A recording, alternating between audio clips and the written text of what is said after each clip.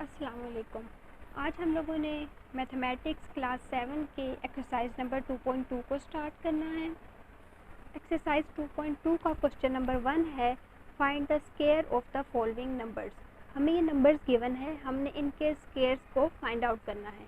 इसमें हमारे पास first number है 7। हमने जब भी किसी नंबर का स्क्वायर फाइंड आउट करना होता है तो हम उस नंबर की पावर लिखते हैं 2, यानी कि किसी भी नंबर की अगर पावर 2 लिखी हुई है तो इसको हम यूँ पढ़ेंगे कि ये 7 का स्क्वायर है। अब इसमें 7 का स्क्वायर लेने के लिए हम बेसिकली ये करेंगे कि 7 की पावर 2 है, किसी भी नंबर का स्क्वायर लेना हो तो हम उस नंबर को अगर उसी नंबर से दोबारा मल्टीप्लाई करवा दें तो हमारे पास उसका स्क्वायर आ जाता है। यानी कि अगर आपने 7 का स्क्वायर लेना है तो 7 को इटसेल्फ 7 से अगर मल्टीप्लाई करवा दें तो हमारे पास जो आंसर आएगा वो 7 का स्क्वायर होगा। तो हम अगर 7 को 7 से मल्टीप्लाई करवाएं तो आंसर आता है 49, तो हमारे पास ये 7 का स्क्वायर होगा। इसी तरह हमारे पास नेक्स्ट क्वेश्चन है 9। अगर हमने 9 का स्क्वायर लेना है तो हम 9 को इटसेल्फ 9 से मल्टीप्लाई करवाएंगे, हमारे पास जो आंसर आएगा वो 9 का स्क्वायर होगा। नेक्स्ट क्वेश्चन है 10। 10 का स्क्वायर लेने के लिए हमें 10 को 10 से मल्टीप्लाई करवाना पड़ेगा। तो 10 square is equal to 10 into 10। 10 को जब हम 10 से मल्टीप्लाई करवाएंगे तो आंसर आएगा 100, जो कि 10 का स्क्वायर है। इसी तरह 13 के लिए हम 13 को 13 से मल्टीप्लाई करवाएंगे, और इस तरह से आप लोगों ने बाकी क्वेश्चंस में जिस नंबर का स्क्वायर कैलकुलेट करना है, अगर हम उसी नंबर को उस नंबर से मल्टीप्लाई करवा लें तो जो हमारे पास आंसर आता है वो उस नंबर का स्क्वायर होता है। तो हमें जितने भी क्वेश्चंस गिवन हैं इन सारों के स्क्वायर कैलकुलेट करने के लिए हमने बेसिकली यही करना है कि जिस नंबर का स्क्वायर कैलकुलेट करना है उस नंबर को उसी नंबर से मल्टीप्लाई करवाना है। जैसे फॉर एग्जांपल अगर हम इसका लास्ट क्वेश्चन देखें, क्वेश्चन नंबर 12, ये हमें गिवन है 25। हमने 25 का स्क्वायर लेना है, तो 25 का स्क्वायर लेने के लिए हम 25 को अगर 25 से मल्टीप्लाई करवाएं तो 625 आता है, और 625 25 का स्क्वायर है। नेक्स्ट हमारे पास क्वेश्चन है question number 2, find the square of following numbers. हमारे पास फ्रैक्शंस गिवन है और हमने इनका स्क्वायर कैलकुलेट करना है। जब भी हमारे पास फ्रैक्शन गिवन होगी और हमने उसका स्क्वायर कैलकुलेट करना होगा तो हम न्यूमरेटर का स्क्वायर भी कैलकुलेट करेंगे और डिनोमिनेटर का स्क्वायर भी कैलकुलेट करेंगे। तो ओवरऑल हम लोगों ने जब क्वेश्चन नंबर 1 में 2/3 का स्क्वायर कैलकुलेट करना है तो हम इसको यूँ करेंगे कि 2 का स्क्वायर कैलकुलेट करने के लिए 2 इंटू 2, और 3 का स्क्वायर कैलकुलेट करने के लिए 3 को 3 से ही मल्टीप्लाई करवाएंगे। जो न्यूमरेटर का आंसर आएगा उसको हम न्यूमरेटर में लिखेंगे, और जो डिनोमिनेटर का आंसर आएगा वो हम डिनोमिनेटर में लिखेंगे। इसी तरह 16/13 का स्क्वायर कैलकुलेट करने के लिए 16 को 16 से मल्टीप्लाई करवाएंगे और 13 को 13 से ही मल्टीप्लाई करवाएंगे, तो हमारे पास इसका स्क्वायर आ जाएगा। इसी तरीके से जितनी भी फ्रैक्शंस गिवन होंगी आपने उसमें न्यूमरेटर को उसी वैल्यू से मल्टीप्लाई करवाना है और डिनोमिनेटर को भी उसी वैल्यू से मल्टीप्लाई करवाना है, ताकि हम उस फ्रैक्शन का स्क्वायर फाइंड आउट कर लें। नेक्स्ट जो हमारे पास क्वेश्चन गिवन है वो 0.7 है।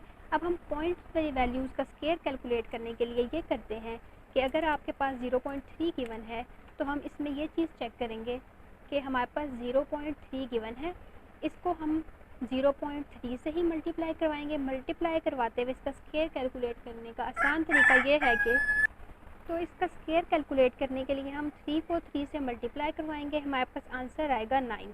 तो हम इसको कैलकुलेट करने के लिए ये देखेंगे कि इस पॉइंट के बाद एक डिजिट है, इस पॉइंट के बाद भी एक डिजिट है, तो आंसर में पॉइंट के बाद टोटल 2 डिजिट होने चाहिए। तो हम पॉइंट लगा के उसके बाद डिजिट्स पूरे करने के लिए एक ज़ीरो खुद से लगा देंगे, तो 0.09 इसका स्क्वायर आ जाएगा। इसी तरह से जो हमारे पास नेक्स्ट क्वेश्चन है 0.07 का स्क्वायर कैलकुलेट करना है पार्ट 7 में, उसको हम इस तरह करेंगे। 0.07 का जब हम लोगों ने स्क्वायर कैलकुलेट करना है तो हम 0.07 को मल्टीप्लाई करवाएंगे 0.07 से।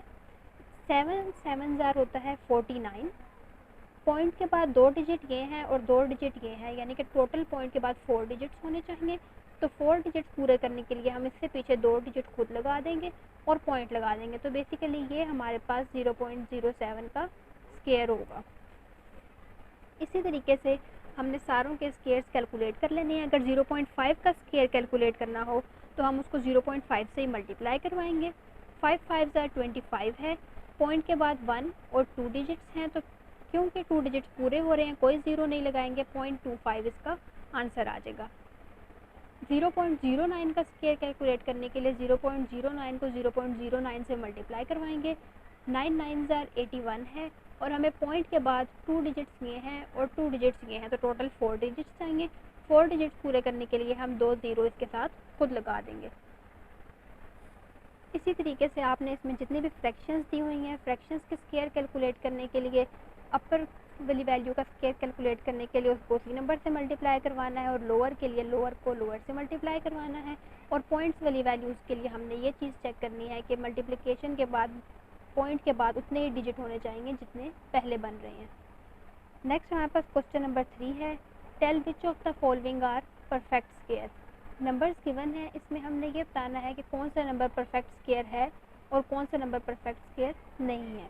इसके लिए हमने जिस भी नंबर का परफेक्ट स्क्वायर फाइंड आउट करना होगा हम उसके फैक्टर्स बनाएंगे। जैसे हमें क्वेश्चन नंबर 1 में गिवन है 16। जब हम 16 के फैक्टर्स बनाएंगे तो वो फैक्टर्स हमारे पास आएंगे 2 8 are 16, 2 4 are 8, 2 2 are 2 और 2 1 are 2।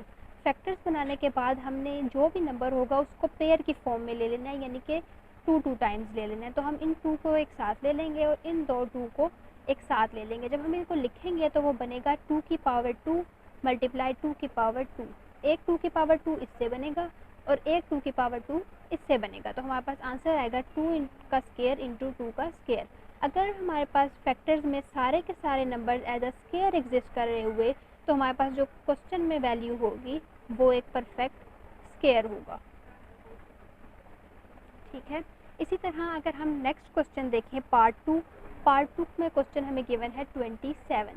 अगर हम 27 के फैक्टर्स बनाते हैं 3 9 are 3 3 are एंड 3 1 are 3। जब हम इसके फैक्टर्स बना के इनको पेयर की फॉर्म में लिखेंगे तो ये एक पेयर आ जाएगा जिसको हम 3 का स्क्वायर लिख लेंगे इनटू ये 3 हमारे पास इंडिविजुअली है, इसका कोई स्क्वायर एक्सिस्ट नहीं कर रहा तो हम इसको अकेला लिखेंगे। किसी भी नंबर के फैक्टर्स में अगर किसी भी वैल्यू की पावर 1 है, स्क्वायर में एग्जिस्ट नहीं कर रही, तो वो परफेक्ट स्क्वायर नहीं होगा। तो ये नंबर बेसिकली एक परफेक्ट स्क्वायर नहीं है। तो ये बेसिकली एक परफेक्ट स्क्वायर नहीं आएगा। इसी तरह इस क्वेश्चन में हमें जो भी नंबर गिवन होगा हम पहले उसके फैक्टर्स बनाएंगे, उनके फैक्टर्स की पेयरिंग करेंगे। पेयरिंग करके हम ये चेक करेंगे कि हर factor in the form of power 2 exist कर रहा है या नहीं कर रहा। अगर हर नंबर की पावर 2 है तो वो परफेक्ट स्क्वायर है, अगर कोई नंबर इंडिविजुअली एग्जिस्ट कर रहा है तो वो परफेक्ट स्क्वायर नहीं है। जिस तरह हमारे पास पार्ट 3 है 48। अगर हम 48 के फैक्टर बनाएं तो वो 2 का स्क्वायर 2 का स्क्वायर 2 का स्क्वायर इंटू 3 बनते हैं। इसमें 3 इंडिविजुअली एग्जिस्ट कर रहा है तो बेसिकली एक परफेक्ट स्क्वायर नहीं होगा। इसी तरह अगर आप 64 के फैक्टर्स बनाएं तो हर number in the form of power exist कर रहा है और हर नंबर की पावर 2 है तो वो एक परफेक्ट स्क्वायर कंसीडर होगा। 121 के फैक्टर्स 11 का स्क्वायर बनते हैं तो ये भी परफेक्ट स्क्वायर है। 72 के फैक्टर्स में एक 2 ऐसा है जिसकी पावर 2 नहीं है, इसलिए एक परफेक्ट स्क्वायर नहीं होगा। इसी तरह लास्ट 2 नंबर्स के भी आप लोगों ने फैक्टर्स बना लेने हैं। फैक्टर्स में ये देख लेना है कि अगर कोई नंबर इंडिविजुअली एग्जिस्ट कर रहा है इन द फॉर्म ऑफ पावर 2 के बगैर तो वो नॉट परफेक्ट स्क्वायर है, और अगर सारे numbers in the form of power 2 exist कर रहे हैं तो वो परफेक्ट स्क्वायर होगा। इस तरह से हम लोगों ने इन सारे पार्ट्स को चेक कर लेना है कि कोई नंबर परफेक्ट स्क्वायर है या नहीं है। नेक्स्ट क्वेश्चन है हमारे पास, find all the perfect squares between 1 and 109।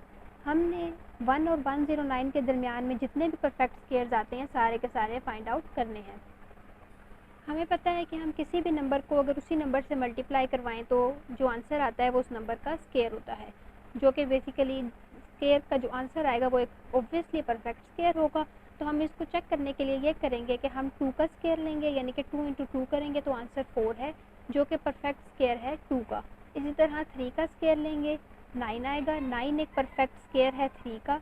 इसी तरह 16 परफेक्ट स्क्वायर है 4 का, 25 परफेक्ट स्क्वायर है 5 का। इस तरह हम 2 से लेकर 10 तक सारों के स्क्वायर ले लेंगे, जो हमारे पास आंसर आएंगे वो परफेक्ट स्क्वायर होंगे उसी नंबर के।